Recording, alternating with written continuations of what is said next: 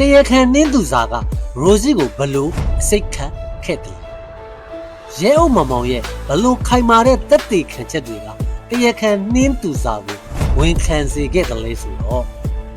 တမဲတန်စင်ရိုစီရဲ့တကူတော်ပွဲဆိုတော့ CCTV မှတ်တမ်းအရလဲဒီပွဲအဝင်မှာရိုစီအပြင်တရောယူလာတာဆိုလို့သူနဲ့အတူတူလာတဲ့နှင်းသူစာမှာပဲပါလာတာရှိ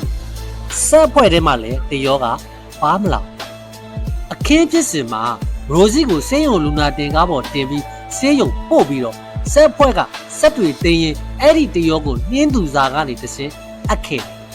သူ့ပူနဲ့သူဖြစ်နေတဲ့မိသားစုဝင်တွေကလည်းနှင်းသူစာကနေတစင်းပဲတရောကိုလက်ခံရယူခဲ့ကြတယ်အပြန်မှာလဲနှင်းသူစာကသူယူလာတဲ့တရောကိုပြန်လည်ယူဆောင်သွားတာကိုလည်းတွေ့ရအဲ့ဒီထက်ပိုသေးကြစေတာကနှင်းသူစာကတရောကိုဓာတ်ရိုက်မပေးပဲနားနေကန်နဲ့ဝင်သွားသေးတယ်ဆိုတော့အဲ့မှာတရောကိုလဲဖို့အချိန်ရတယ် CCTV ရလဲနှင်းသူစာရဲ့တရောကနားနေကန်ထဲမှာရှိနေကြောင်းသက်သေပြတယ်နှင်းသူစာကိုစစ်ဆေးမေးမြန်းတဲ့အခါ